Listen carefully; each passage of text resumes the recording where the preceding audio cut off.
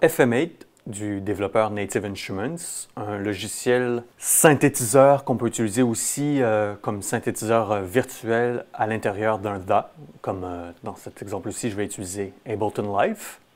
FM8 exploite la synthèse FM, FM, deux lettres qui signifient modulation et fréquence. Donc c'est une synthèse qui utilise la modulation de fréquence pour générer des timbres sonores plus complexes.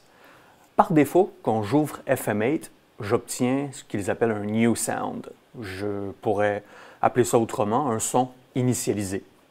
Et par défaut, dans un synthétiseur FM, en général, ce qu'on utilise à la source, ce sont des ondes sinusoïdales. Alors, c'est ce que je vais jouer.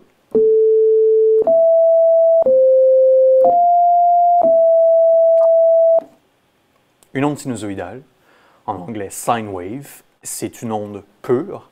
Elle est très pauvre, c'est-à-dire qu'elle ne génère aucune réponse harmonique. Ce n'est qu'un tone, une seule fréquence. Avec un synthétiseur FM, par contre, on a cette possibilité, par le biais de la modulation de fréquence, d'enrichir cette onde sinusoïdale et puis créer davantage d'harmonique, une richesse sonore beaucoup plus intéressante. Regardez ici, j'ai, si vous voulez, l'espèce de barre des commandes où je peux réinitialiser le son, ouvrir un son existant, faire une sauvegarde, importer du data. Et puis j'ai ici un moniteur qui m'affiche en temps réel combien il y a d'harmonique dans mon signal sonore. Et voyez-vous, comme j'utilise une onde sinusoïdale, il n'y a qu'une seule fréquence de générer.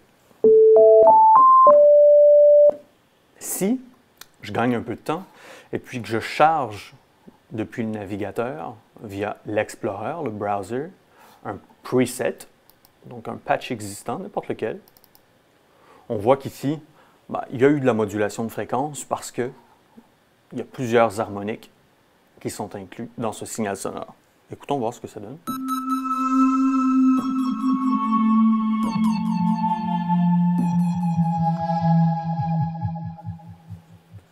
Donc effectivement, c'est plus riche, plus intéressant, parce qu'il y a plus d'harmoniques.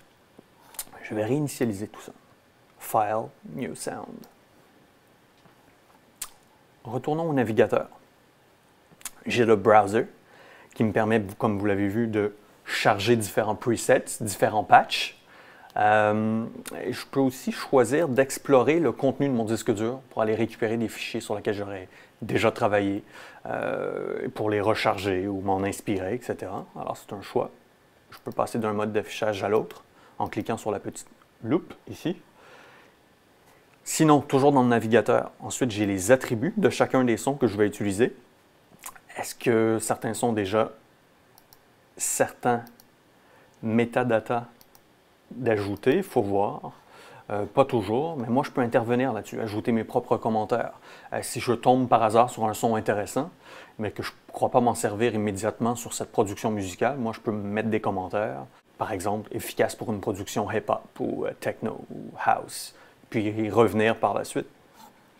Toujours dans le navigateur, après les attributs, il y a le master, où je peux régler le volume d'entrée, le volume de sortie, le niveau de voix de polyphonie. Est-ce que je veux créer un son monophonique ou polyphonique? Est-ce que je veux un feel un peu chorus avec beaucoup plus de largeur en utilisant la fonction Unison? Je peux aussi agir sur le pitch du signal sonore, ajouter un portamento, pratique quand on est en mode mono.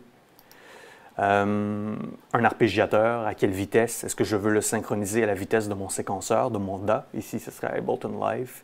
Et ça, c'est très intéressant. Ça te permet d'ajouter un feel plus analogue ou plus numérique sur le signal sonore. Donc, c'est une petite touche qu'on peut ajouter à la toute fin de son sound design pour voir si ça n'ajouterait pas quelque chose d'intéressant.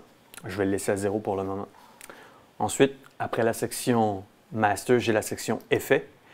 Très intéressant. Encore une fois, en sound design, on peut utiliser des effets, des EQ, des flangers, de la réverbération, de l'écho, pour ajouter soit au réalisme du son qu'on est en train de concevoir, ou tout simplement pour ajouter un peu de texture.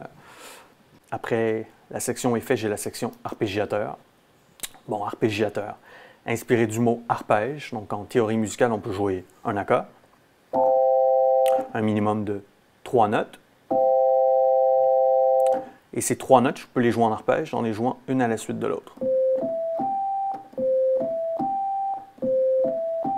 Ça demande un peu de précision, parfois, de jouer tout en arpège. Alors, on peut utiliser un arpégiateur. L'accord que je joue, c'est-à-dire que si je plaque les 3 notes simultanément, le logiciel, puisque l'arpégiateur est activé, va tout arpéger d'un seul coup. Et je peux intervenir sur le type d'arpège, etc. C'est très, très, très intéressant.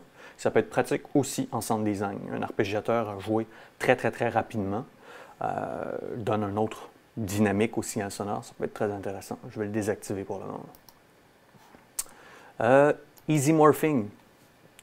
Méthode rapide et efficace pour agir sur le timbre du signal sonore, ajouter des harmoniques, augmenter la clarté générale du signal sonore, ajouter un LFO qui va venir affecter soit le pitch pour créer un vibrato, soit l'amplitude pour créer un trémolo, ou soit le timbre pour créer un wah-wah ou du wobble, c'est populaire.